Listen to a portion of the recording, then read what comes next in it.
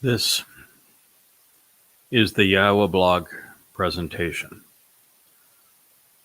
on Islam's Holocaust, Part 2. If you have not yet watched the first episode, which is longer than most of our presentations, at an hour and 45 minutes, I ask you to listen to it now, before we proceed together on this, the second episode. This is an exceedingly somber day. It is a day that I knew would come and that I have braced for considerable time. Because it was obvious that the Muslims who abducted the Babel's children, their mother, along with them, had murdered them. And that there were going to be bodies returned, not alive children. And it was obvious that was the case. It's been obvious now for a better part of 9 months, maybe a year. That was the case. What was even more horrifying, though, is the way that many tens of thousands of Muslims gathered around this spectacle with posters blaming the death of Babel's children not on Muslims who abducted them. And let's be clear, it was not Hamas that abducted them. Muslims. Muslims that robbed Israel of these children and their mother were not Hamas. Hamas is simply a symptom of the problem of Islam. They blamed their deaths not on their abduction of these children, not on the war that they started with Israel, not on their mishandling of them, not on their captivity, forced captivity of children. Who in the hell would do that? What kind of monster steals children to use them as a bargaining chip and then has the audacity to blame the victims for their deaths? We're dealing with utter demonic savages here. The way they had their billboards behind them with their black coffins and them trying to blame everyone but themselves for the savagery they perpetrated. Repulsive. It was reprehensible. One of the most disgusting spectacles in human history. Even the Nazis had too much shame to parade the bodies of those they had killed in front of slogans of the party, the way these Muslims did. They literally celebrate death. So I knew that it was time for me to do what I have been reluctant to do, which is to actually read from the books that I have written. This one is from Slaughter. It's volume 4 of Goddamn Religion. There are 5 volumes. I have moved them on this video over to my left shoulder, to the right for you. Snake, Satanic Submission, Slaughter, Sunnah, and Sirat, and they're each 850 pages. They're all written exactly as this. If I hold it up to you, the camera should be able to see that these books are filled with the Islamic scriptures. I present them in their entirety and then I comment on them so that you might understand exactly what was at stake, what they said that was true, what they said that was false, what was claimed by Muhammad, what was claimed by Allah, what was claimed by the Muslims surrounding them, what the circumstances were. It's all there. Goddamn Religion is the most comprehensive presentation of Islam's beginnings ever written. No one on earth knows Muhammad or Allah better than I do. And because of that, I decided that this must be the day that I would begin sharing from these books with you as part of this program. So that Israel, you know who your enemy really is. You know that Hamas, Hezbollah, Islamic Jihad, the PLO, Fatah, Boko Haram, the Islamic State, ISIS, all of them, Al-Qaeda, they're nothing but symptoms of Islam. Islam is the problem, and it's been a problem for 1,400 years. And there is no sense in denying it. Yes, it means that you've made a lot of mistakes, Israel. It means you've tried to encourage Muslims to live among you when they are indoctrinated from birth, not only to hate you, but to believe that the single greatest thing they can do in their religion is to kill you. Islam can't be resolved. It can't be fixed. It can't be modified. It is what it is, and that's why we are presenting Islam as it began, in Muhammad's own words, in the words of those who fought with him, in Allah's words. We'll begin this program where we left off on the last one with a reading from the Quran. This is from the 33rd surah of the Quran. It begins by Allah taking credit for a horrible defeat of the Muslims. That was the only battle that they fought that was defensive, and that their own kin, their family from Babel, had come up to stop Muhammad and the first Muslims from terrorizing them. They were slaughtering them, and these merchants wanted the Muslims to stop terrorizing them. They wanted to stop robbing them and kidnapping them and murdering them. And so they brought the battle to Muhammad, and they whacked him, but good. They broke Muhammad's teeth. You see pictures of Muhammad being toothless. They knocked out his teeth.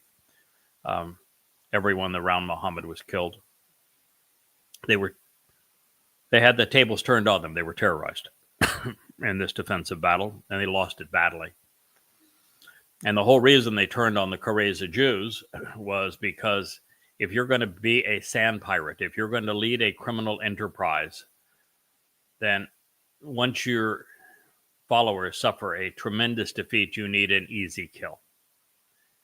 And the Jews were an easy kill. They were unarmed, and they were rich. And so Muhammad and his goons decided they would plunder them, they would kill them, they would rape them, they would enslave them. And that is the story that we have been reading of the Qurayza Jews. And in this backdrop, Quran 33:25 was cited so that Muhammad could claim that Allah was a full-on participant in all of this, making Allah a terrorist, a murderer, a slaver. Quran 33:25, and we'll read from 25 through 27. Allahu turned back the unbelievers in their rage. They did not obtain any good or advantage. They had whacked the Muslims in Yathrib, but nonetheless, Allah claimed that he was there, man. And he's a pretty inept God, I'll tell you that, because they were pummeled. Allahu sufficed the believers in battle. Allahu is strong. Yeah, he's mighty. And he brought down those who backed them among the people of the book, Jews. From their strongholds, there were no such things. And cast ruba, terror, into their hearts, so that a group you killed, and a group you enslaved as captives. And he caused you to inherit their land, their homes, and their wealth, and a land you had not trodden. Allahu is on everything all-powerful. Which means it is Allah who claims to be a mass murderer. It is Allah who claims to be the slaver. It is Allah who claims to be the thief. And that makes mass murder of Jews, robbing Jews, stealing the property of Jews, their homes, their land, enslaving Jews, abducting Jews. A righteous deed in Islam. No changing this. No getting around it. No pretending that it doesn't exist. No saying, well, I don't like that interpretation of Islam. Screw you. This is what the Quran says. Just because you're ignorant of it, just because you don't like what it says, just because you want to pretend that you're out there marching with the fake Palestinians for the destruction of Israel and the death of Jews, and you don't like this because it's inconvenient to be called out for supporting a terrorist God who is murderous and who encourages slavery and thievery. It's because it's inconvenient for you. Doesn't change it, does it? This is what the Quran says. If you are a libertard progressive, particularly as a Jewish libertard progressive, particularly as a libertard that is marching in the streets and on college campuses, know the truth. This is who you are allied with. Mass murderers. Those who got their jollies enslaving and raping other people, who stole their property as part of their religious right.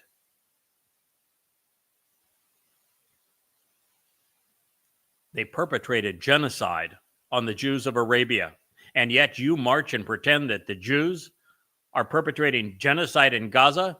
How stupid, how immoral, how ignorant can you be?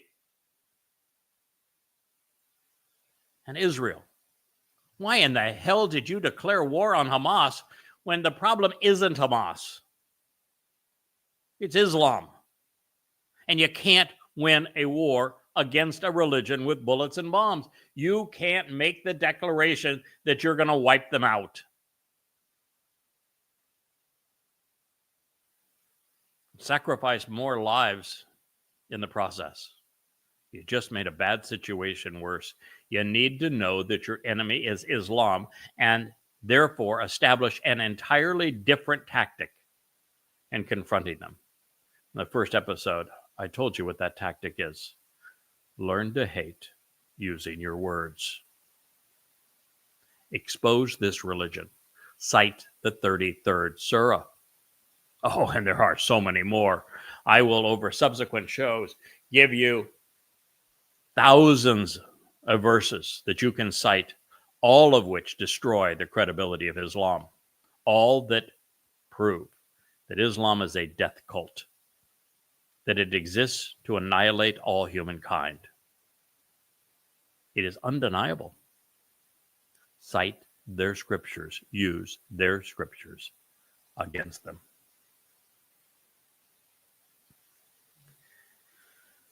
Now, that Quranic verse is clearly among Islam's most stinging and self-incriminating indictments. It confirms an exceedingly barbaric act, but it's actually far worse than it appears, since it was Muhammad and the first Muslims who actually perpetrated these crimes: mass murder, grand theft, rape, the enslavement of an entire community of people. It confirms that Muhammad was really nothing more than Allah's henchman, and that the first Muslims were murdering for Allah. With delusions of grandeur, Allah is little more than a snake. He is the one that slithered out of the Garden of Eden and then into the Quran. While he has assumed the role of Arab rock idol, he is now the fractured black stone stuck in the wall of the Kaaba.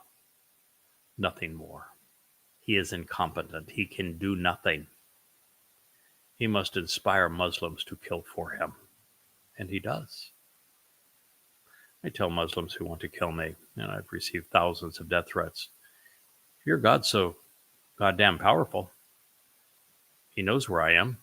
Send your God after me.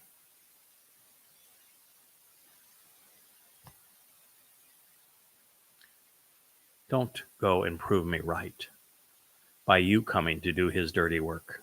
Because all that will do is assure that everything I've said about you is correct.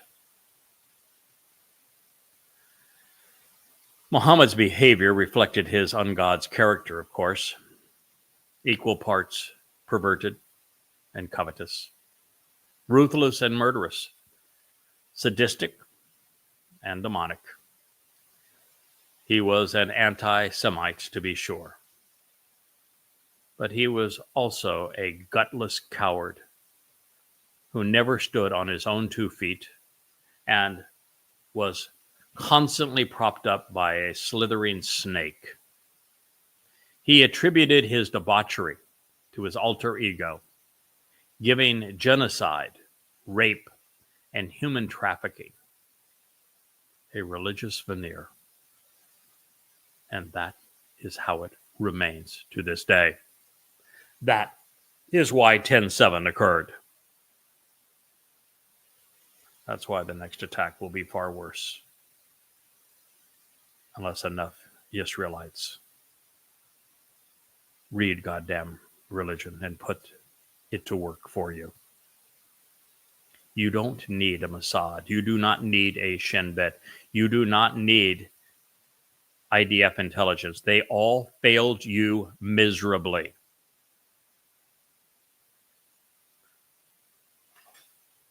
What you need is to know your enemy.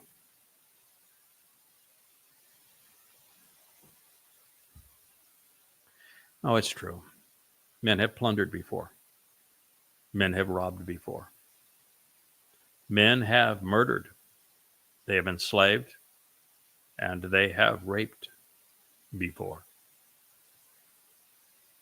But no God ever said, Allahu turned back the infidels in their rage. They did not obtain any advantage. Allahu sufficed the believers in battle. Allahu is strong, mighty, and he brought down those who backed them among the people of the book from their strongholds, casting terror into their hearts, so that a group you killed and a group you enslaved. And he caused you to inherit their property, their homes, and their wealth, and land you had not trodden. Allahu is on everything powerful. Islam is the most openly demonic, savage, debauched, deadly religion in the history of humankind. I've just read proof. Stop denying it. In an early chapter of Volume 1, Snake, you can see it over my shoulder, I included a speech from the Islamic world's leading imam. His name was Al-Baraik. He was the Saudi ruling family's favorite sheikh. He spoke at a telethon that the Fahd family dictators had hosted to enrich the families of Pakistani suicide bombers. The esteemed Islamic cleric said, "O Muslims, don't take Jews and Christians as allies. Muslim brothers in Palestine do not have any mercy or compassion on Jews, their blood, their money, or their flesh. Their women are yours to take legitimately. Allah made them yours. Why don't you enslave their women? Why don't you wage jihad? Why don't you pillage them?" It's the message of the Quran. It is Islam. He is the foremost cleric of this disgusting and deadly, demonic religion. The universal ignorance of Islam does not change that. So now you know where the Sheikh got his material. This was what Muslims wrought on God's people 1,400 years ago. Tabari, Volume 8, page 35. Ishak, page 464. As I shared in the first program, I'm citing from the SUNY, State University of New York,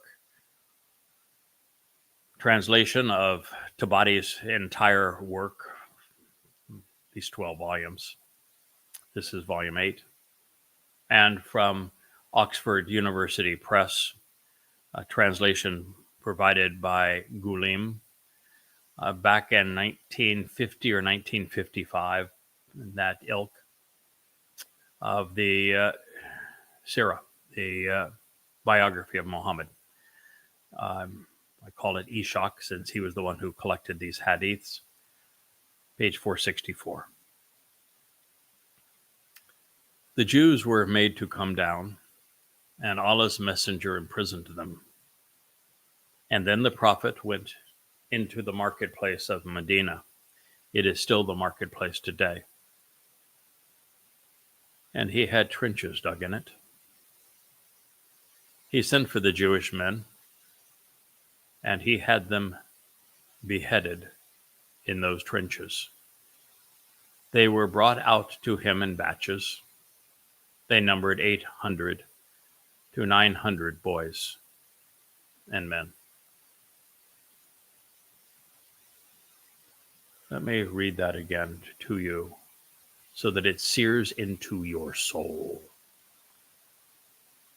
Tabari, Volume 8, page 35. Ishak, page 464. And I quote, "The Jews were made to come down, and Allah's messenger imprisoned them.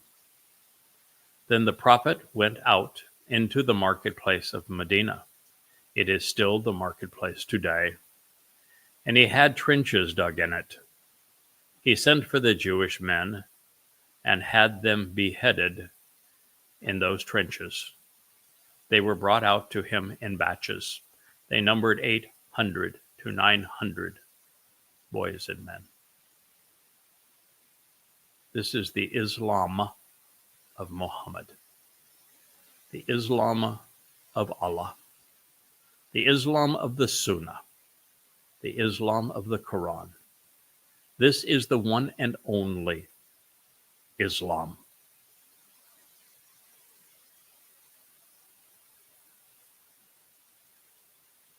And nothing has changed or will ever change.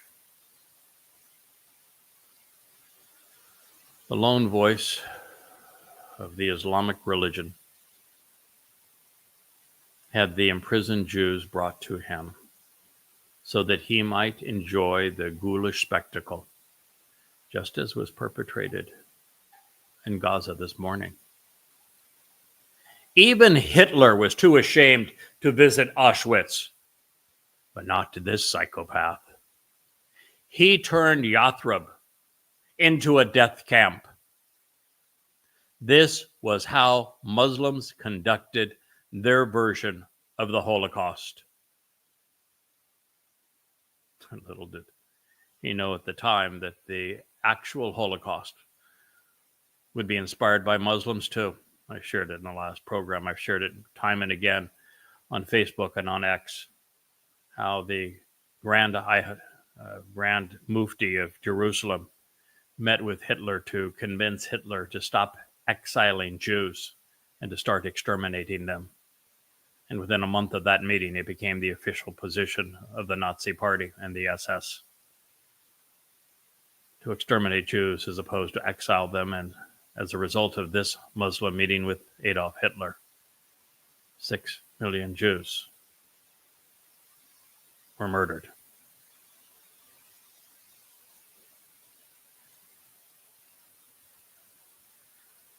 In words hauntingly similar to what Jews must have asked as Nazi trains hauled them off to concentration camps, we read in Tabari, Volume 8, page 35, and Ishak, page 464. And, I'm bringing you every hadith, every oral report from Muhammad and the first Muslims pertaining to this event. All of them. I'm not cherry picking the worst from a sea of really lovely stories of how they cut off their heads by anesthetizing them first. Maybe they knocked them over the noggin so they wouldn't feel the pain. Maybe they blindfolded and put cotton in the ears of the women so they wouldn't have to hear the screams. Maybe they did it really sweetly and nicely with some lovely posters of vampires and drooling blood and pictures of the dead children in front of their coffins.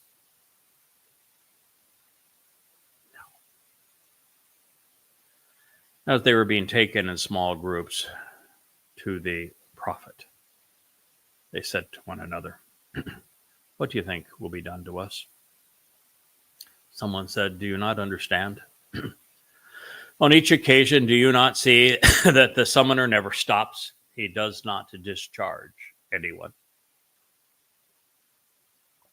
And that those who are taken away, they do not come back.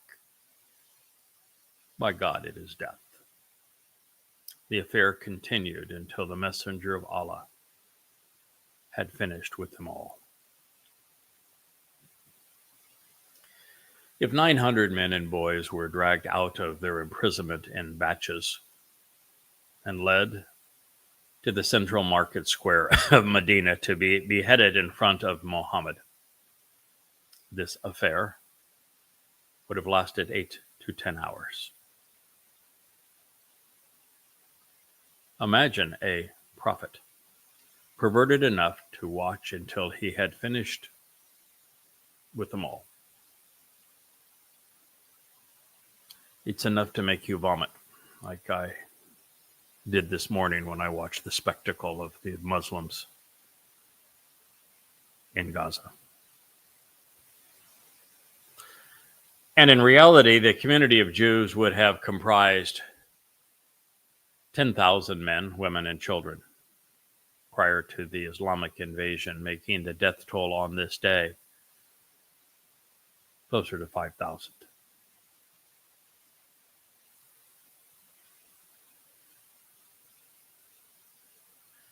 Should you wonder why I hate Islam, the Quran and Hadith, Allah and Muhammad, as well as all good Muslims who follow Allah's commands and Muhammad's example? Now you know the answer. It is the same answer the world witnessed on October 7th of 23. All good Muslims are monsters. Islam makes them that way. And that is because Allah, the God of Islam, is a monster. It is because the non-prophet of Islam, Muhammad, was a psychopath.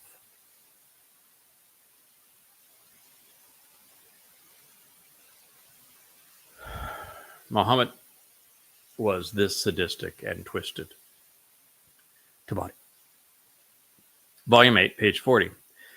The messenger of God, the Islamic God anyway, commanded that furrows should be dug in the ground for the Kareza. Then he sat down. Ali and Zubair began cutting off their heads in his presence. This is from the oldest Islamic sources. These are the same people that brought you the Quran.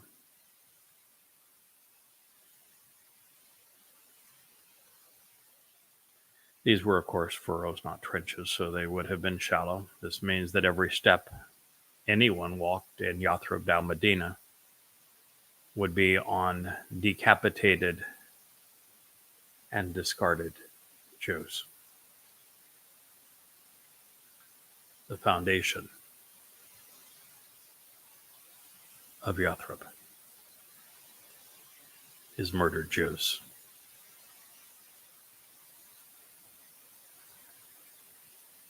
And it is the birthplace of Islam. Muhammad was an exceptionally evil man. based on his words, deeds, and legacy, and the carnage that he inspired, he's easily the worst person who ever lived. It's quite a statement, but it's true. Quite honestly, I'm looking forward to torturing him for the benefit of those he abused and then sending his sorry soul to hell. Therefore, I will not be this generous. Tabari 8:35, Ishak 4:64. You know that the religion that Muhammad inspired, immediately upon his death, perpetrated the war of compulsion, forcing every Arab into submission, was join us in Islam and be a savage murderer, thiever, slaver, torturer, terrorist, or die. And immediately thereafter, over the next 100 years, they waged war on the known world. They killed 1/3 of the Earth's population.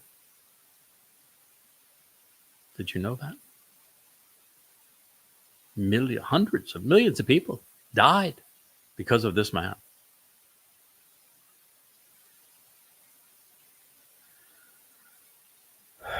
Hooray, the enemy of Allah was brought out. He was wearing a rose-colored suit that he had torn all over with fingertip-size holes so that it would not be taken as booty. His hands were bound to his neck with a rope. Yes, Muslims are very brave when they bind their captives and they cut off their heads while their feet and arms are tied. It takes such courage, doesn't it? Oh, you Muslims screaming Allahu Akbar on 10/7 that gang raped little girls while they were screaming and cut off their breasts, played with them. Those that went into homes celebrating a Shabat meal, tied up the parents and the children and then had them watch as you mutilated them, cutting off their fingers and toes, gouging out their eyes. And you peed on them just for good measure. Yeah, there's no excuse for Islam. It should not have survived 10/7. If progressives weren't so goddamn stupid, such that they not only sided with Islam, but celebrate it, 10/7 would have been enough to end Islam's onslaught with the rest of the world. His hands were bound to his neck with a rope. When he looked at Muhammad, he said, I do not regret opposing you. Whoever forsakes God will be damned. He sat down and was beheaded. And I can assure you, Muhammad and every Muslim involved this day and on 10/7, and every Muslim that has lived out Allah's orders and Muhammad's example in the Quran will be damned. The rabbi synthesized the Torah into a cogent response. I do not regret opposing you. Whoever forsakes, separates himself from God, will be damned, separated. Place of separation is called Sheol, it's hell. In the Torah, azab conveys forsaken, damned, and separated. That's why these books are called God damn religion. Speaking of the covenant relationship Yahweh formed with Abraham and his descendants through Jacob and Ishak, God said that those who bless Israel will be blessed, while those who curse them will be cursed. It has already happened to the Muslims, and it is going to get far worse for them over the next decade until they are all gone. Well, this isn't true either, but it is revealing. Ishak 4:64 and Tabari 8:36. According to Aisha, one Jewish woman was killed by Allah.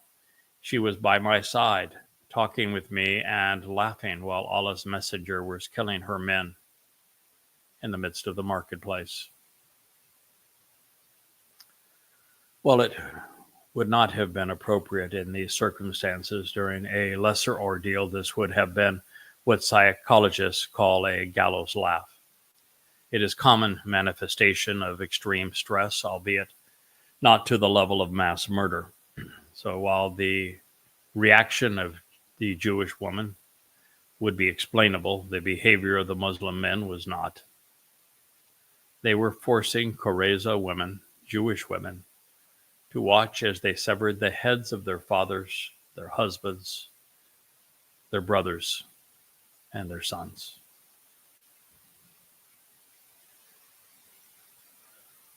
The level of human depravity depicted here and again on 10:7 would be replayed again would not be, I should say, replayed again for 1,300 years. Satan's advocate, Adolf Hitler, forced Jews to remove their own kin from the cyanide showers, only to place them in roaring fires of his crematorium. Doctrines demented enough to compel such behavior cannot be tolerated. While the Pope may wish to kiss the Quran, I prefer to repudiate it. But then again, the Pope was wrong about Hitler too. Eshach 464, Tabari 836. Suddenly an unseen voice cried out her name. It said, "Where is so-and-so?" She said, "Here I am." "Good heavens," I cried. "What is wrong?" She said, "I am going to be killed because of something I said." She was taken away and beheaded. Aisha used to say, "I shall never forget my wonder at her good spirits, even when she knew she was going to be killed."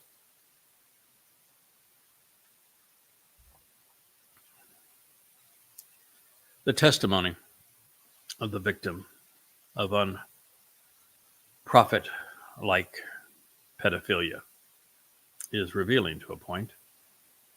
Based upon it, we know that the Muslim and Jewish women were made to witness the savage inhumanity of Islam. And the reasons are many, including the fact that the first and best Muslims were proud of their ability to subjugate and slaughter, just as they are to now. Watch the videos in Gaza. Watch the videos taken on 10/7. They are proud of their slaughter. They had degraded to the point that they had become sadists. They were titillated by torture. Muhammad's Muslims found the most gruesome forms of humiliation and mutilation entertaining, just as had reoccurred on 10/7. Nothing changed. Islam has remained the same. More than this, these murderous Muslims realized that the more savage they became, the greater compliance they would obtain by decapitating 1,000 Jews, bound hand and neck, and tossing their lifeless bodies into a shallow furrow in the center of the city. Islam's bloody exemplars would be able to control and rape Muslim and Jewish women without resistance, for as long as their ghoulish spectacle remained vivid in their memories and beneath their feet. Even the men were cowed, demonstrating the effectiveness of torture and terror. No one had the culture or the courage to constrain the plague of Islam when it was limited to a despicable gang in a foreboding desert. This does not speak well of Arab men, but it does explain why the most heinous of religions festered among them. Something in their culture not only deprived them of the moral fortitude required to stand up against evil and to repudiate it, but this giant gaping hole in their character laid them open to the whims of a sadistic psychopath and his abhorrent religion. The framers of Islam would have you believe differently, which is the reason for the next contrived story. One man among many is alleged to have tried to spare one among many. Should it be true, it's anecdotal and irrelevant, not only because he failed or because he was the outlier, but because he initiated his response by capitulating to the tyrant who was responsible for the carnage rather than opposing and condemning him. But nonetheless, I'm going to tell you the whole story. And by this point, with that introduction, I'm hopeful that you're capable of exercising good judgment. Tabari 8:37. Thabit said, O Allah's messenger, Zabir, who was Abu ar-Rahman, did me a favor, sparing my life, and I owe him a debt of gratitude. I wish to repay him for it. Grant me his life. The Prophet said, yeah, it's yours. I'm bored with hacking off the heads of Jews anyway. I added that part. The source of this hadith needed to be certain. Muslims didn't equate the pretense of mercy with their non-prophet being tolerant of Jews. That is why he said that this man's name was slave to ar-Rahman.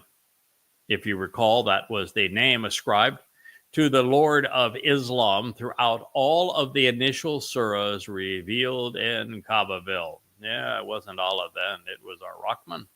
Long before Muhammad began buying his Quranic recitals from Jewish rabbis, he stole them from Arab converts to Judaism who had migrated from Yemen, and they replaced Yahweh's name with Rahman, merciful, at the direction of Yathrib rabbis. One of the great crimes here that the rabbis and Yathrib who had sold Muhammad Talmud stories that made the Quran possible. Without them, the Quran is that really ceases to exist. It has no legitimacy at all. And while telling Muhammad those Quran stories, since those Talmud stories, since the rabbis were the ones that were trying to make themselves really important, because here, of course, they're the source of Allah's Quran recitals. They claimed that the God's name, the Lord, that title, was Rabbi. Now, mind you, everything in the Quran is bastardized Hebrew. And so when they told him that Lord was Rabbi, Muhammad bought it hook, line, and sinker. And the entire Quran has Rabbi this, Rabbi that, speaking of Allah. Rabbi doesn't mean Lord. No. Adonai and Baal mean Lord. He was played for a fool. The other reason, of course, that we can be assured that this story was fabricated is because the requested favor was to repay a debt, and yet it was Muhammad's unwillingness to repay the debt he owed Jews for selling him the stories that he had twisted to complete his Quran. So we know that this was not true because Allah told us over and over again that they didn't have to pay those stinking Jews back. They had charged too much for them, he said. So here is the remainder of the fable and its unhappy ever after conclusion. Eshach 465. So the bet went to him, and Zabar said, why do this? I'll be an old man without family and children. The bet said Muhammad for his family, and the bet asked Muhammad for his family, and he said, his wife and his children are yours. But Zubair said, without my property, how will I survive? So Tibet answered, and the prophets so Sabat asked the prophet for Zubair's wealth, and it was given to him. Now, these conversations never took place, obviously. The Bed went to Zubair and announced that he had been given all of his property. Yeah, right. Zubair said, Tibet, you are two-faced. Yeah, none of this happened. What has happened to Assad? Well, he was beheaded. How about Hooray. Well, he was killed. How about the fairs of Azal? Well, he was slain. How about the rest of the Kareza men? The Bat said they have all gone to their death. Zabir said, then, for the sake of the favor that I once did for you, there is no good in living anymore. So the Bet brought him forward and they struck off his head. When what he said was reported to Abu Bakr, he replied, he will soon meet his dear ones in the fires of hell, and therefore there they will dwell forever. Men who were robbed, women who were raped, children who were enslaved by Muslims for no other reason than they were Jews and easy prey. According to the Muslims, their victims are in hell, not the men who did this to them. You can't fix Islam. There is no moderating of this religion. In some of the most tortured words ever written in the name of religion, we read Tabari 8, page 38. The messenger of Allah commanded that all of the Jewish men and boys who had reached puberty should be beheaded. Then the Prophet said, divide the wealth, the wives, and the children of the Banu Qurayza, Jews, among the Muslims. Ishaq 465. When their wrists were bound with cords, Allah's apostle was a sea of generosity to us.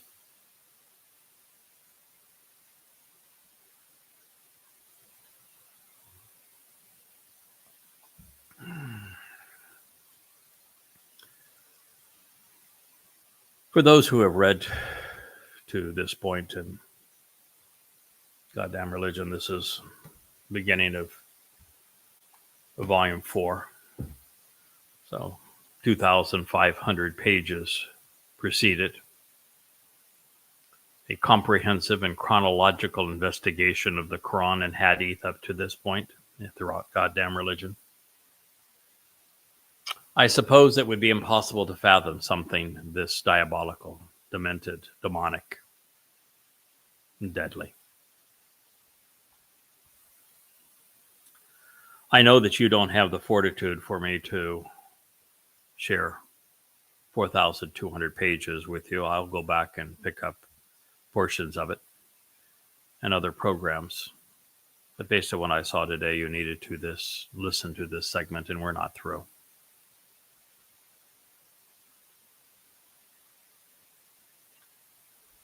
But fortunately for those who have read up to this point, who know what's in these books, you are now equipped to handle the truth about how Islam degrades humans to the point that they become inhuman.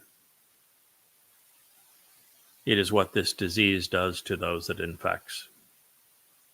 And we're witnessing this effect worldwide, with an upwelling of rage among Muslims in the aftermath of their atrocities on October 7th, 2023.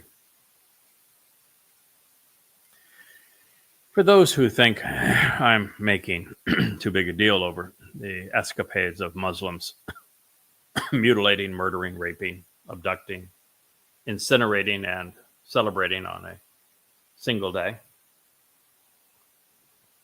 then you have missed the point. This day is that day.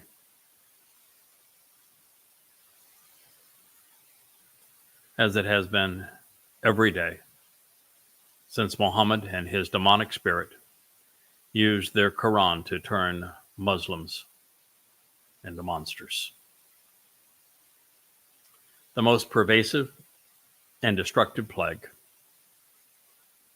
in human history is Islam. And it is still running rampant. Therefore, today, in the aftermath of October 7th, 23, it is being used to isolate and condemn Jews worldwide and to justify stealing Israel while promoting genocide against God's people. It will inspire further attacks far worse than what we have witnessed. It is being done under the false black flag of occupation while accusing Jews of doing what Muhammad and the first Muslims have done since this day 1400 years ago. There is an ignorant and immoral religious zeal on behalf of a non-existent Fakistinian people to liberate Fakistan, such that it falls under the oppressive and deadly tyranny of Islam. The only reason that this is possible is because Jews have lost sight of the truth and are lashing out at symptoms rather than the actual menace plaguing them. They give voice to the myth of Palestinians, and they do so just as surely as they dug their own furrows of their demise in Yathrib, today's Medina. Since they have wrongly sought to integrate Muslims into Israel, the consequence is that Islam is now poised to smite Jewish necks, all while the world accuses Jews of doing what Muslims have done to them for centuries. All the while, the planet is plunged into the delusional fog of progressive ignorance and hypocrisy. It is a recipe for the eradication of freedom and life on earth. No doubt, Satan, in the guise of Allah, is one proud snake. The volumes of goddamn religion were written expressly to expose and condemn Islam, because it is quite simply the most virulent and lethal disease to ever plague our planet. I am committed to providing Israel with a God-given chance against the religious foe which has declared war against them and sought to rob them, rape them, subjugate, and slaughter them to the point of extinction. Those who do not embrace this warning and act accordingly will not be among the remnant celebrating Yahweh's return with the Messiah died less than 9 years from this program. It will be at the culmination of Muhammad's final war against Jews. The Torah and prophets even say that these Muslims will be raping and robbing, enslaving, and murdering Jewish men, women, and children. During the afternoon of October 7th, 23, I began composing my open letter to Israel, At War with Religion is the title of it. It is presented in the snake volume of Goddamn Religion. In it, I said a number of things that bear repeating at this time. Let me share them with you. For Israel to survive, Jews must come to understand that they are at war with the religion of Islam and not Hamas. Eliminating Hamas is not only impossible, it will make no difference. And in this regard, terrorism is a tactic, it's not a foe. Muslims are the enemy because they use terror to impose their religion. 2. The myths and fables of the Fakistinians must be bluntly and resolutely denounced for Israel to survive.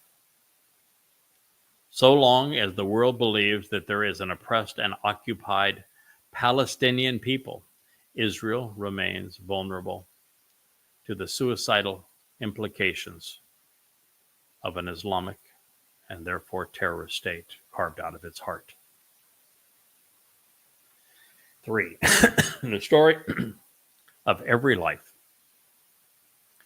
affected by the 10/7/23 massacre needed to be vividly and uncompromisingly told, online in pictures and in words, beginning that very day, even if it cost 1 billion shekels to present every hideous detail. It would have been more valuable than 1 billion bombs.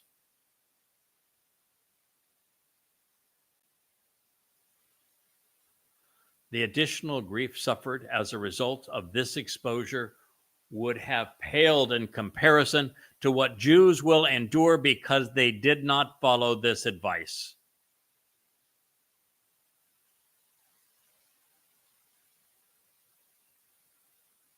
The most effective, this is point 4, and moral means to achieving the immediate return of the hostages abducted from Israel was to trade them for the Dome of the Rock and Al-Aqsa Mosque. Without their safe and immediate return, there had to be the immediate and assured demolition of those 2 scars desecrating the Temple Mount. This approach is vastly superior to trading innocent lives for convicted Muslim murderers who, once released, will kill again. 5. Invading Gaza, I wrote then, will have no chance of success. I can say now, has proven that it had no chance of success. It, of course, played into Islam's hands, unifying the world against Israel and against Jews. When the foe is a religion, bullets and bombs manufacture more combatants than they kill.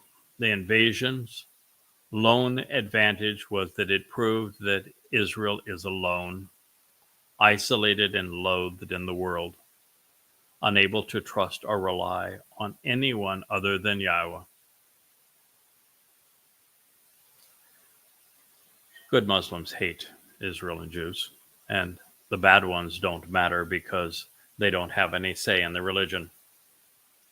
So long as Islam exists, this will not change. And now with the pervasive, progressive influence in academia, the media, in politics, and their immoral and hypocritical support for Muslims against Jews, the next 8.5 years are going to be far worse than what occurred in the 1930s and 1940s in Europe. The time has come for Yehudim and for Yisrael to stand with Yahowah and successfully battle this demonic foe. Further confirming that he was a psychopath and, of course, not a prophet, Muhammad's earliest biographer reported, then, this is Ishaq 465, then the apostle divided their property, their wives, and their children of the Quraysh among the Muslims. Allah's messenger took his fifth of the booty. He made known on that day the extra shares for the horses and their riders, giving the horse 2 shares and its rider 1. A Muslim without a horse got 1 share of the spoil. It was the first booty in which lots were cast.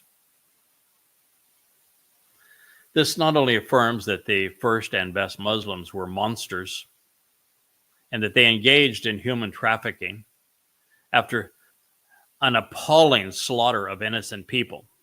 It also means that pillaging the Jews was the means to a bigger payday, world conquest. That is the only reason that the war horses received a double share of the stolen loot, including slaves.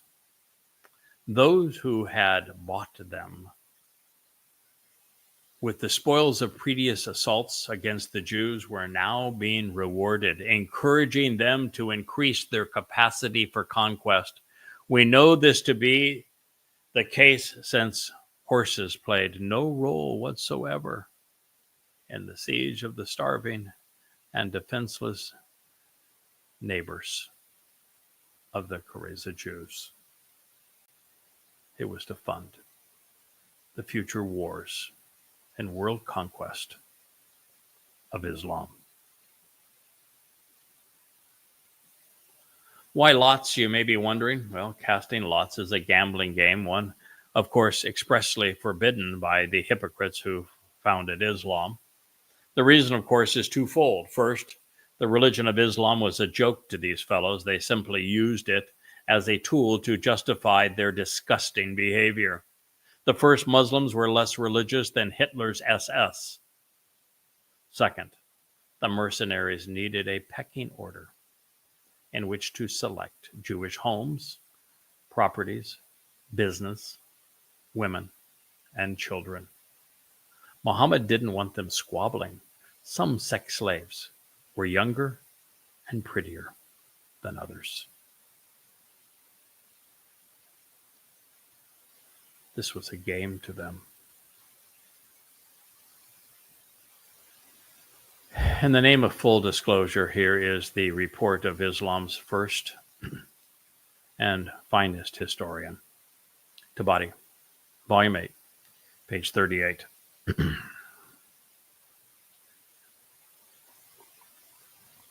On that day, Muhammad made known the shares of the horsemen and the shares of the foot soldiers, and he deducted from these shares his fifth. A horseman received 3 shares, 2 shares for the horse and 1 for its rider. The foot soldier received 1 share. The cavalry at battle with the Caraza numbered 36 horses. It was the first booty in which shares were allotted to them. According to this example, which is Sunnah, the procedure of the Messenger of Allah in the division of booty became a precedent, which was followed in all subsequent raids. That means every terrorist raid perpetrated by Muhammad was for one purpose: booty. They stole. Islam existed to justify stealing. And so that those they stole from wouldn't complain, they killed them.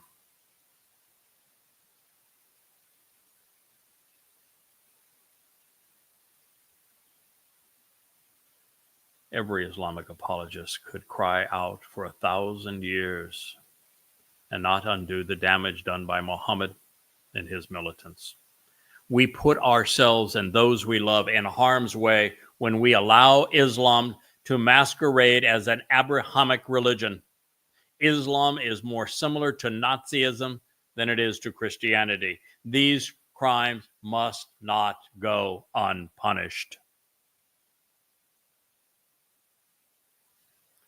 There's further evidence that Islam was conceived to wage war against all mankind and that it funded that quest by capturing and selling humans. We find Tabari 8:39. Then the messenger of Allah sent Saad bin Zayed with some of the Caraza captives to Najd. In exchange for them, he purchased horses and arms. Jewish lives were traded for war horses and weapons.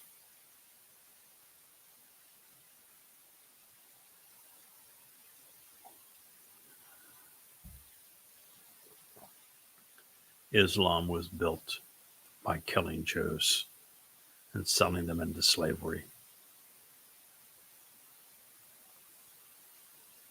And you progressives out there, you college libertarians, you liberals, you disgusting progressives marching in the street with this despicable religion.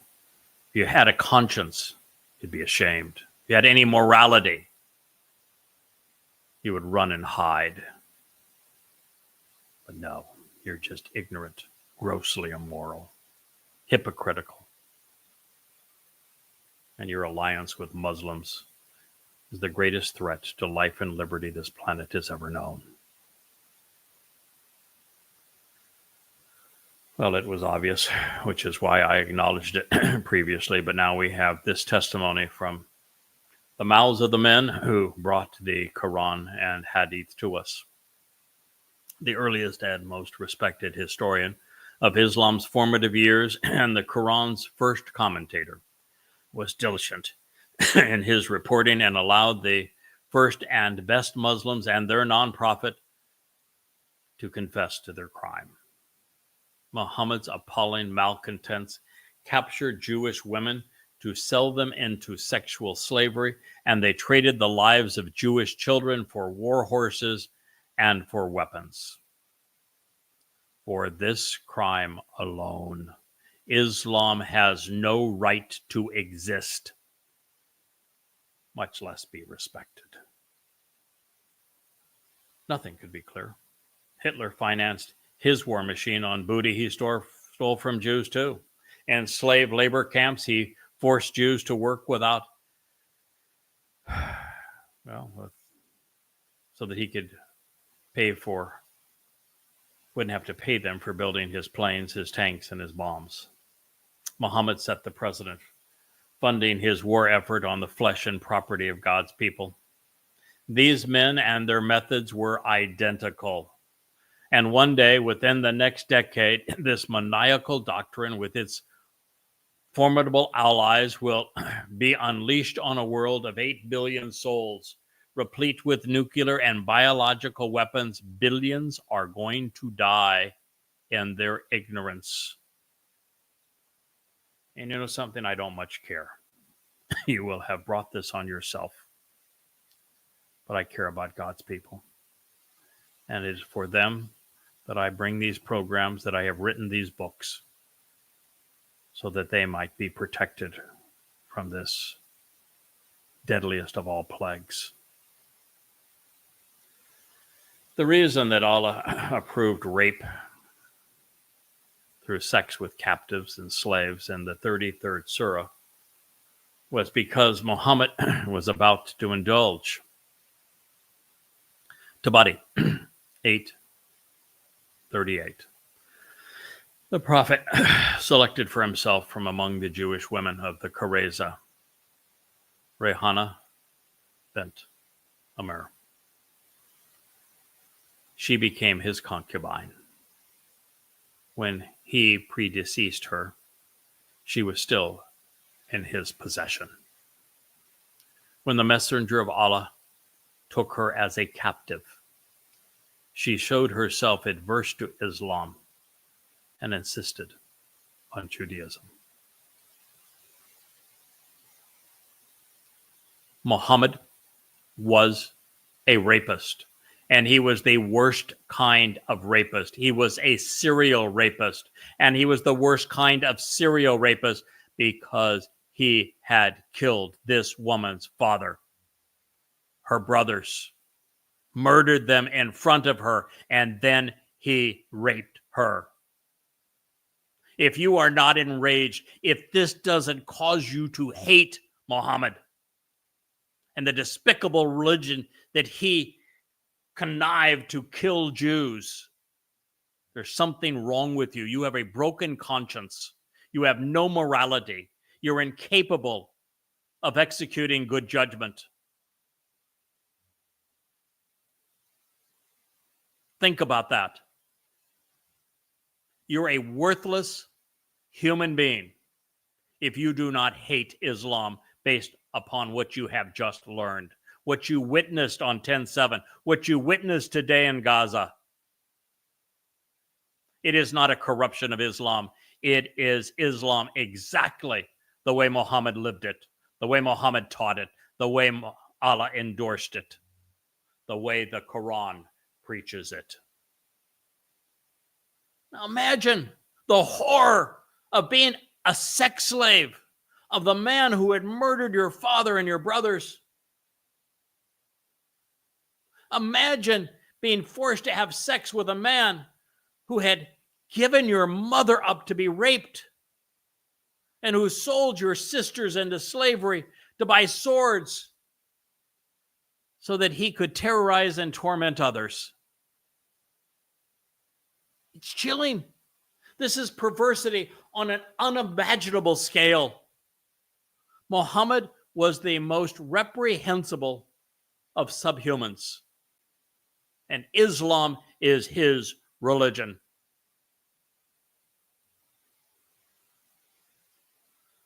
The first who chronicle the prophet's revolting life explains, Ishaq 466. The apostle, obviously taking first dibs, chose one of the Jewish women for himself. Her name was Rahana. She remained with him until she died in his power. The apostle proposed to marry her. Oh, yeah, right. And put the veil over her, but she said, "Leave me under your power, for that will be easier." She showed a repugnance towards Islam when she was captured, as should every human on the planet. You should show a repugnance against Islam. If you do not show a repugnance of Islam, you have no conscience. You have no morality. You are a disgusting human being if you are not repugnant towards Islam. Muhammad raped Rayana after killing, enslaving, and plundering her family. If you want to understand the doctrine of submission, put yourself in her sandals. Gaze into the eyes of the man who slithered into her city with a malignant gang of Muslims who is now abusing you sexually after murdering, robbing, and enslaving everyone you knew and loved. That is Islam, as portrayed by the man who is inseparable from the religion.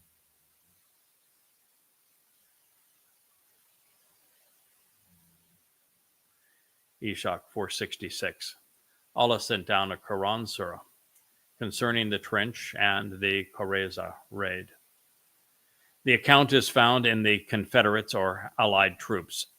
In it, he mentions their trial and his kindness to the Muslims. Remember, we sent a wind against the armies, and they could not see. There were no armies. They were just merchants, and winds blow all the time in the desert.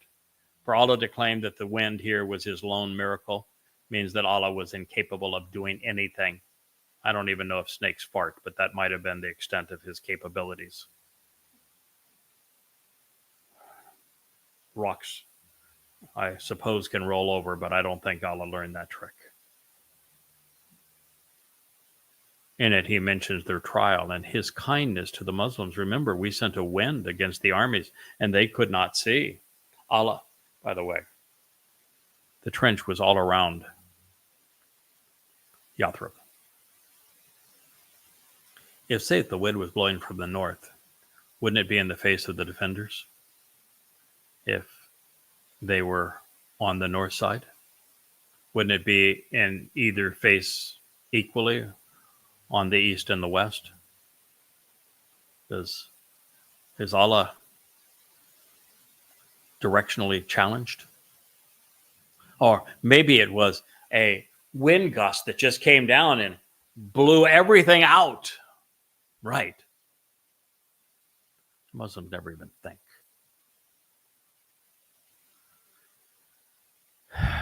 Allah sent his wind with his angels. Oh, yes, got to have the killer angels in there. Allah said, when they came at you from above and below. Who came at you from above and below? There's no above and below in the desert there. It's flat. When they came at you from above and below, is that the angels? And when eyes grew wild and hearts reached your throats, you harbored doubts about Allah. Those in whose hearts was a disease said, What? Allah and his messenger has promised us nothing but delusion. Part was true enough. Before I comment, let's read on. Eshach 467. Allah addressed the believers and said, "And Allah's apostle, you have a fine example for anyone who hopes to be in the place where Allah is." Why don't you check out where Allah spends all of his time, Muslims, in the Quran? Because I have. Every reference to Allah doing anything in the Quran is Allah in hell torturing people, roasting them over his fire, replacing their skin when one's skin gets too singed to feel torture anymore, pouring pitch and boiling water down their throats, making them eat thorns. He is constantly in hell torturing people. So if you want to be where Allah is, guess where you're going? It'll be a happy reunion for Muslims, won't it? Eshach 468. Then Allah said, "Some of you have fulfilled your vow to me by dying." Some of you have fulfilled your vow to me by dying. A Muslim vows to die for Allah.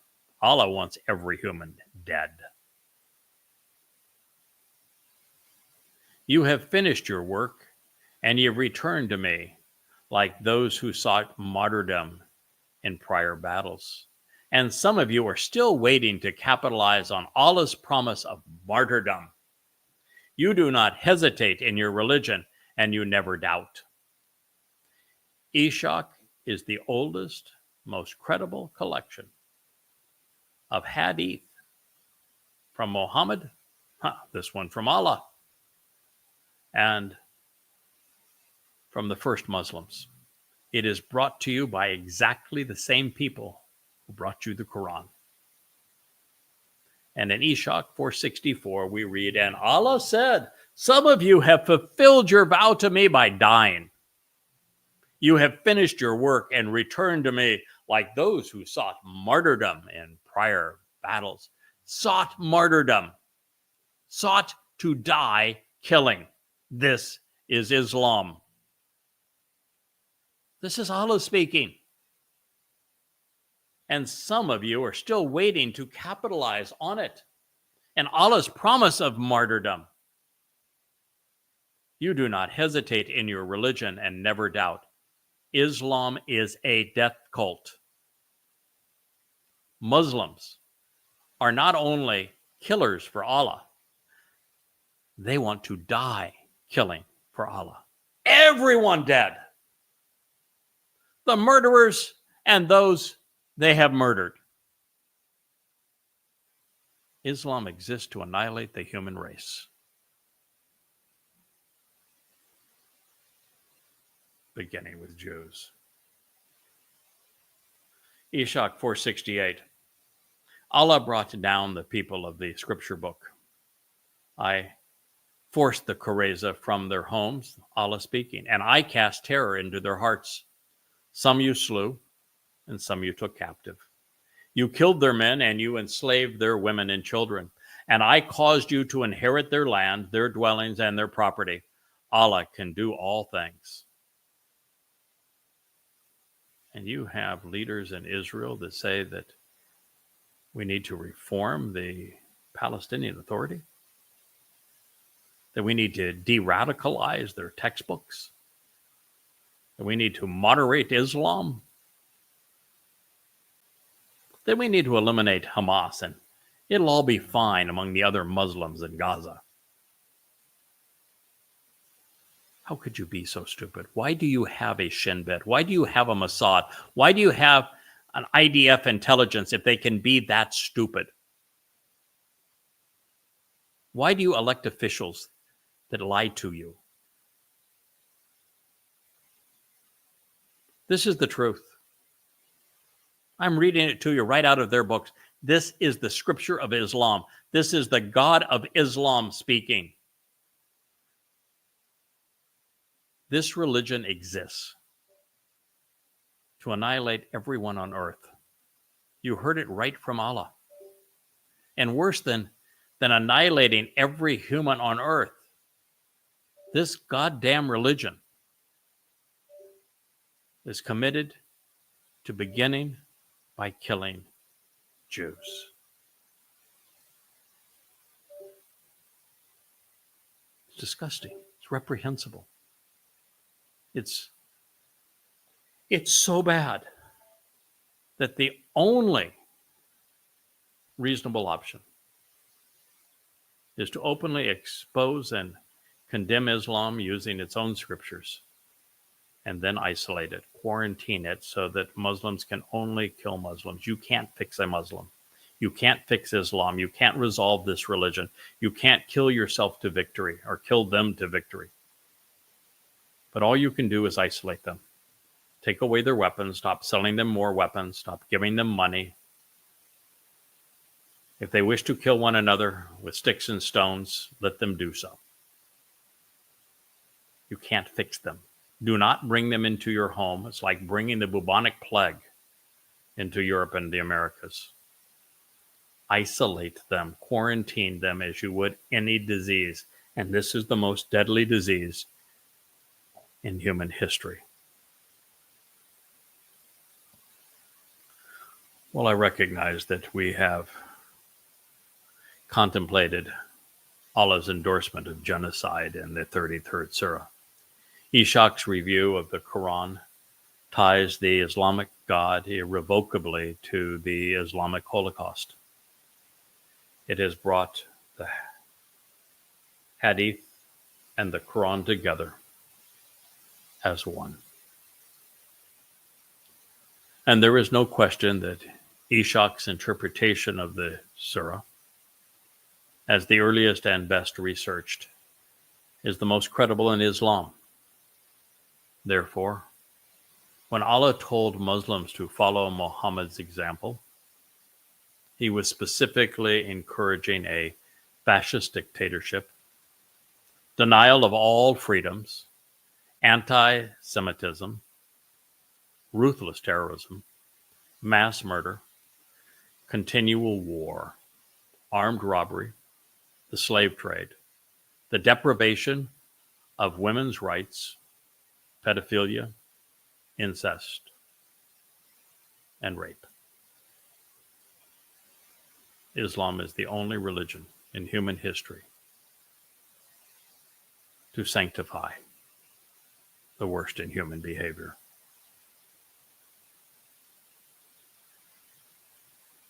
Since kindness has been redefined by Allah as affecting the humiliation of God's people while perpetrating genocide, enslaving and raping innocent families and robbing them of their lives, their property, their liberty, we would do well to properly calibrate what mercy and forgiveness mean under these circumstances. When Allah protests that He is most merciful, oft forgiving, and the best of helpers, remember how He defined kindness when Muslims were acting as sadistic savages against Jews. Perhaps what Allah has promised is nothing but delusion after all. And yet, Allah is so impotent, the devil's lone contribution was to claim that he made it windy in the desert, which is akin to saying that it is wet in the ocean.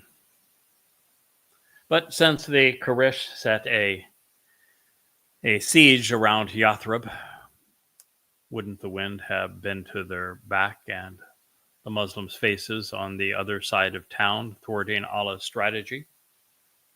Since wind is a function of pressure differentials due to uneven heating and cooling, what was the purpose of the angels? They were just blowhards?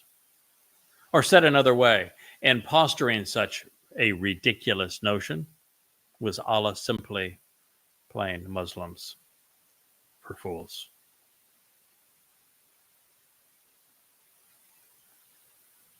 There was, however, a nugget of truth in this diatribe. Those who follow Muhammad's appalling example will go to the place where Allah is.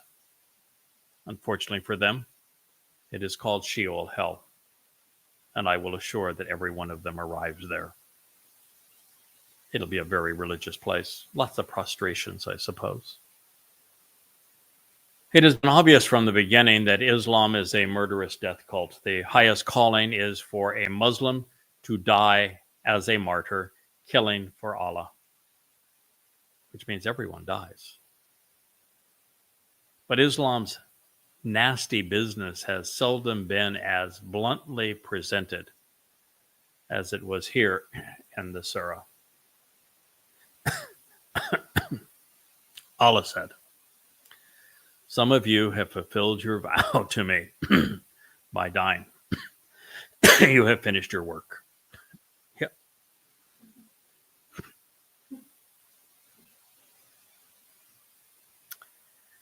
"And you have returned to me like those who sought martyrdom in prior battles. Some of you are still waiting to capitalize on Allah's promise of martyrdom. You do not hesitate in your religion, and you never doubt." This change from demonic diatribes to unrelenting slaughter was made manifest during the Pledge of Aqaba. It was so profoundly important to Islam that the religion dates its beginning to this declaration of war against all mankind, rather than to the first Quranic revelation 12 years prior. On that day, in AH1, 622 CE, a gang of renegade pagan Arabs from the Jewish farming community of Yathrib raised their hand, saluted Muhammad, and changed the world with this affirmation: "We pledge our allegiance to you, and we shall defend you as we would our women folk. Administer the oath of allegiance to us, messenger of Allah, for we are men of war possessing arms and coats of mail. O messenger, there are ties between us and the Jews, which we shall have to sever. If we do this, and Allah gives you victory, will you perhaps return to your own people and leave us?" Muhammad smiled and said, "Nay, blood is blood, and bloodshed without retaliation is blood paid for. You are of me, and I am of you. I shall wage war against whomever you fight." Ishaq 204 and Tabari 6:134. Men of the courage, do you know what you are pledging yourselves to and swearing allegiance to this man? "Yes," they answered. "In swearing allegiance to him, we are pledging ourselves to wage war against all mankind." We are pledging ourselves to wage war against all mankind. This is the first moment of the first day of the first year of the Islamic era. Islam was conceived. It was literally born to wage war against all mankind. Well, not my words, they're theirs. Ignorance of them will only get you killed. Ishaq 205. If you are loyal to this undertaking, it will profit you in this world and in the next. They said, "We will accept you as a prophet under these conditions, but we want to know specifically what we will get in return for our loyalty."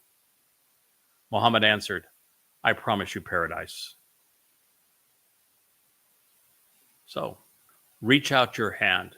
They stretched out their arms, and they swore allegiance to this man.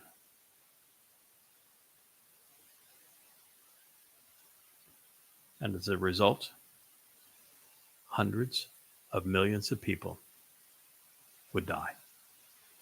Allah had the death cult he craved.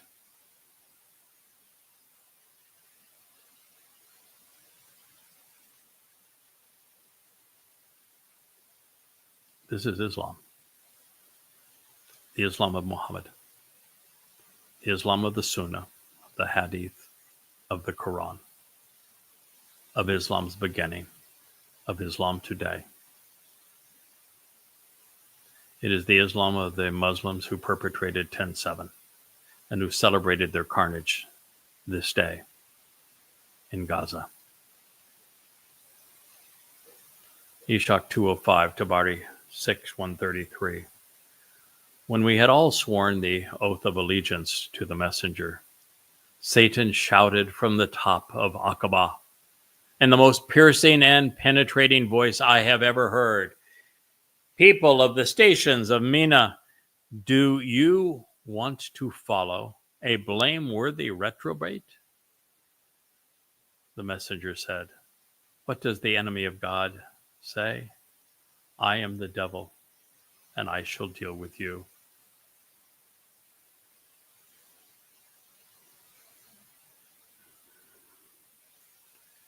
Did I mention to you that Muhammad, on the night of his first Quranic revelation in a cave where he was beaten by the demonic spirit nearly to death, that he tried to commit suicide because he knew that he had been demon-possessed and admitted as much, and that on his deathbed he reaffirmed that he was demon-possessed and that a demon had been with him the entire time? Must I tell you that there is a Quran surah devoted to demons who love the Quran and who affirmed, just as Satan did here, that you're following a blameworthy reprobate. I am the devil, and I shall deal with you. And this was the result, Ishak 4:68. Allah brought down the people of the scripture book. I forced the Qurayza from their homes and cast terror into their hearts. Some you slew and some you took captive. You killed their men, you enslaved their women and their children, and I caused you to inherit their land, their dwellings, and their property. Allah can do all things. This isn't complicated. It is not veiled. It is just awful. It's inexcusable. A religion like this has no right to exist.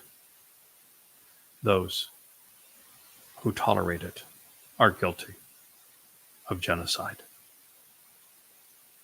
And this time, it is people's side. This religion is opposed to all humanity. It exists to wipe out the human race.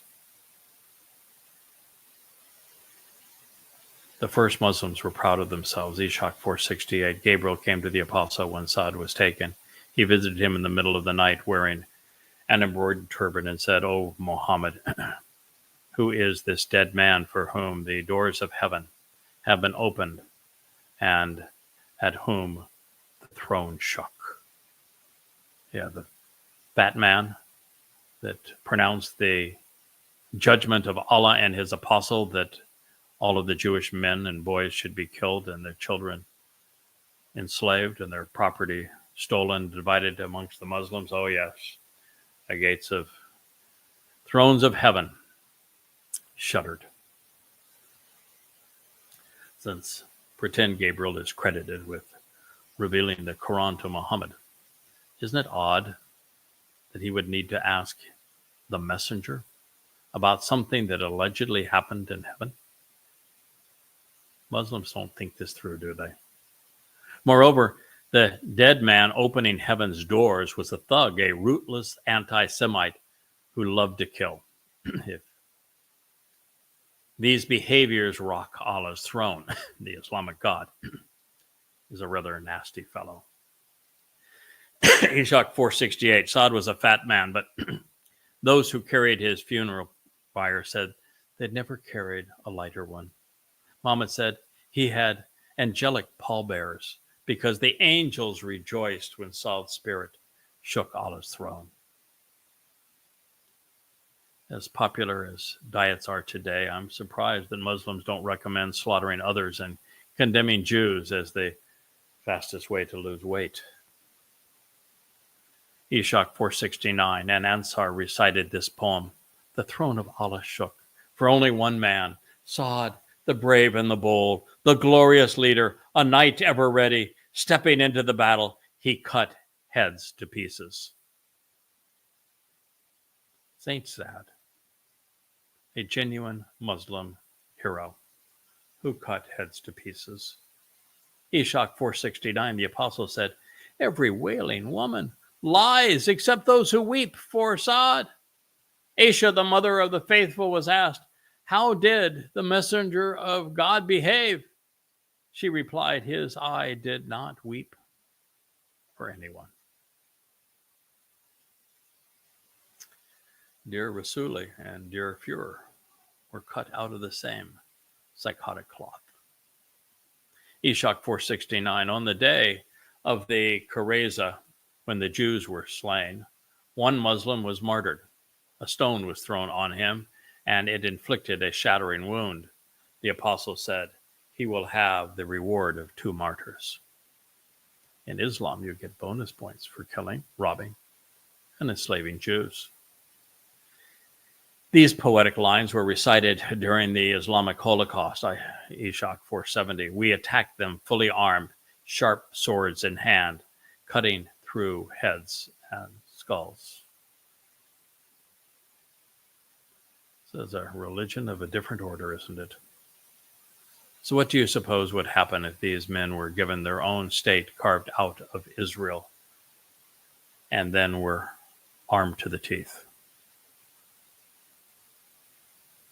This could serve as Islam's byline, Ishaq 471. We were steadfast in trusting him. We have a prophet by whom we will conquer all men. You want to be next? All means all. That's all. All means. Ishaq 472. Muhammad's companions are the best in war. I beg to differ. It wasn't true then, not by a long shot, and it's not true now, but who's to blame them for trying? Ishaq 473. Muhammad and his companions humiliated every doubter. That wasn't true either. Even to this day, doubters outnumber believers 4-1. And even then, belief is encouraged through threat of death. Ishaq 475. Allah commanded that the horses be kept for his enemy in the fight so that they might vex them. We obeyed our prophet's orders when he called us to war. When he called for violent efforts, we made them. The prophet's command is obeyed, for he is truly believed. He will give us victory, glory, and a life of ease. Those who called Muhammad a liar disbelieved, and they have gone astray. They attacked our religion, and they would not submit.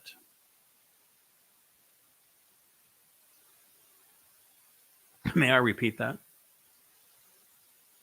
Ishaq, page 475, the oldest and most credible assemblage of hadith from Muhammad and his companions.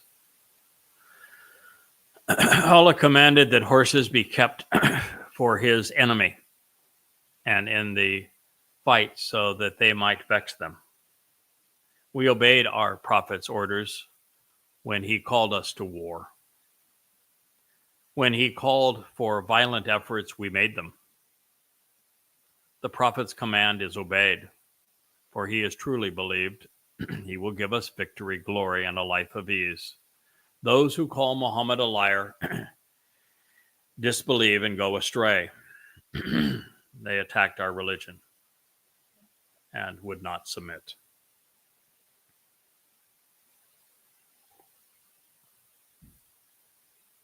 If you live in Sweden today, I guess the answer is You just go ahead and submit to the religion.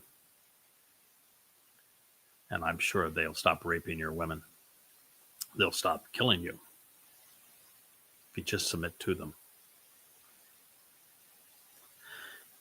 Armed militants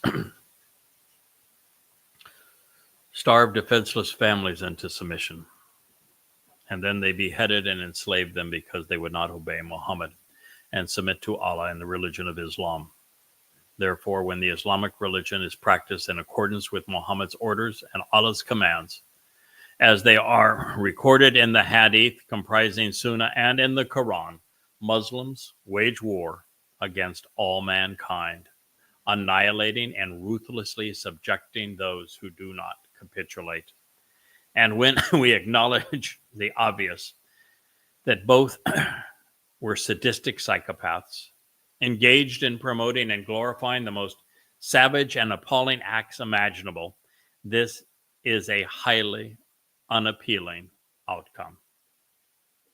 So in this case, the Jews in Yathrib serve as the canary in the mine, predicting what will happen to the rest of humanity if this toxin, this demonic plague, is not contained. The Muslims who knew Muhammad's Sunnah and Allah's Quran from personal experience have defined their war against humanity as the product of blind obedience, a lifestyle of terror, the glorification of violence, the victory through grotesque immorality. Islamic jihad was designed to be vexing, which is to say that Muslims will distress and annoy, harass and confound disbelievers in abusive fashion, aggravating and exacerbating them in ways that are hard to understand for as long as the religion exists. This is Satan's attempt. To forestall Yahweh's return, he must either turn men into unappealing monsters or exterminate them. Islam does both. Ishaq 479. Slain in Allah's religion, slain inherits, Saad inherits paradise with the martyrs. He was a noble testimony. When he pronounced his verdict on the Qurayza, he did not judge on his own volition. His judgment and Allah's were one. Saad is among those who sold his life for the Garden of Bliss. Considering the verdict called for genocide, larceny, and enslavement, Allah's complicity in these crimes should be troublesome. This too is hideous. Ishaq 481. The apostles slew them in their own town.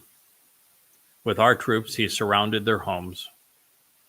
We shouted outcries in the heat of battle.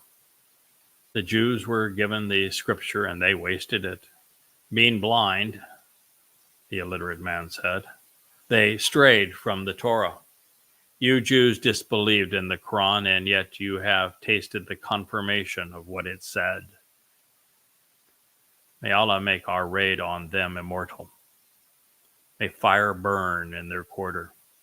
They will no longer ruin our lands. You Jews have no place here, so be off.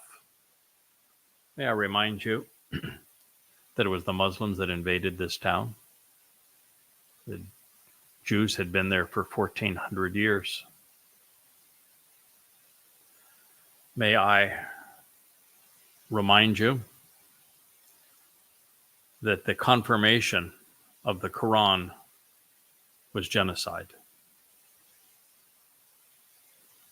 May I remind you that Muslims ought not complain for me sharing this story with you, because Allah wanted to make this raid on the Jews, their mass murder,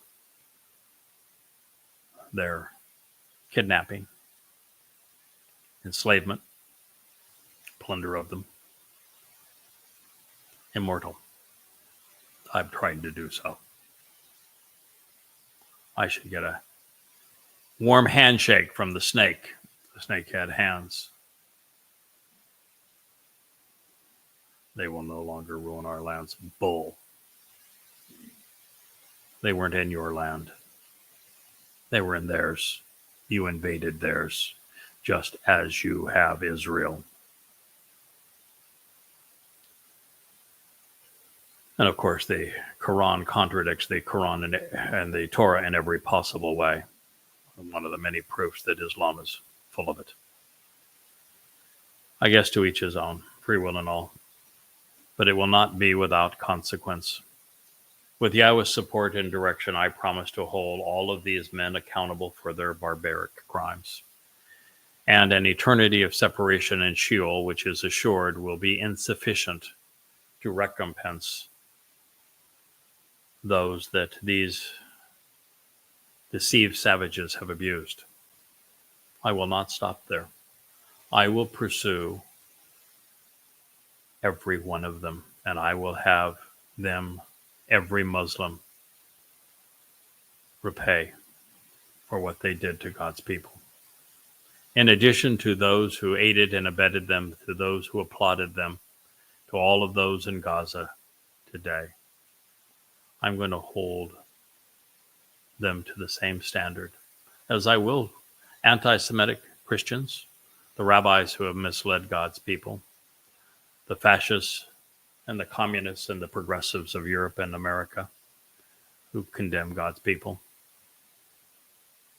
So believe and promote whatever you will, but be advised that there is a God, and he is not amused. In this case, these Muslims were so stupid and gluttonous that they believed and repeated Muhammad's and Allah's lives.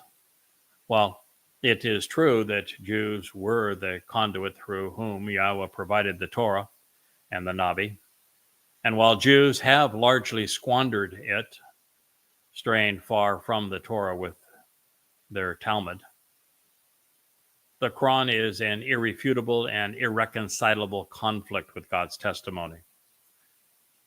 For in the Torah and Nabi, Yahweh returns for his people, reconciling himself with them by affirming the Bereth while integrating his Torah into our lives. He does not attack, enslave, or annihilate his own family. And yet the Quran was confirmed by perpetrating the very crimes that Yahweh will forever resolve. It is also true, at least to a point, that the Quran and Hadith have immortalized the nature of Islamic atrocities, especially against Jew and their own kin.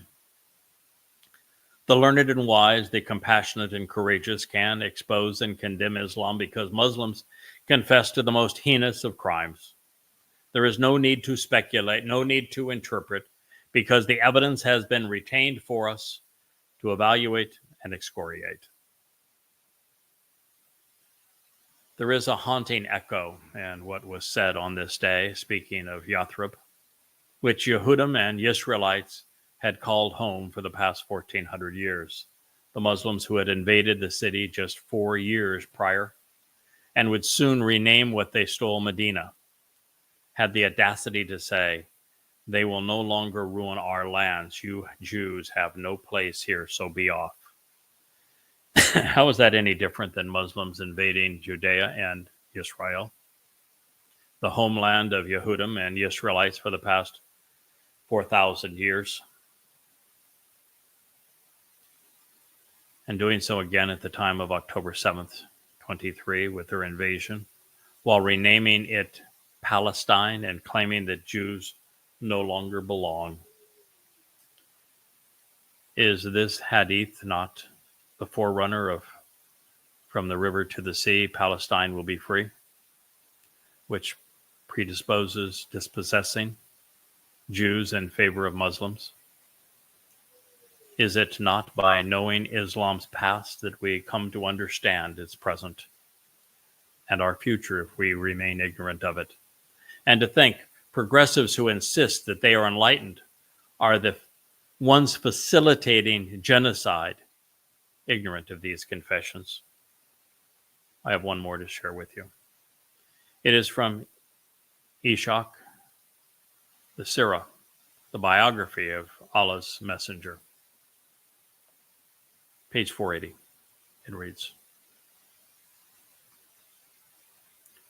"The Qurayza met their misfortune. In humiliation, they found no helper. A calamity worse than that which fell upon the Nadir befell them. On that day, Allah's messenger came to them like a brilliant moon. We left them with blood upon them like a fresh pool. They lay prostrate with the vultures circling round. I am Craig Winn. I have brought you the truth. What you do with it now is up to you. I thank you for listening to this, the second episode of Islam's Holocaust on the YAHOWAH blog.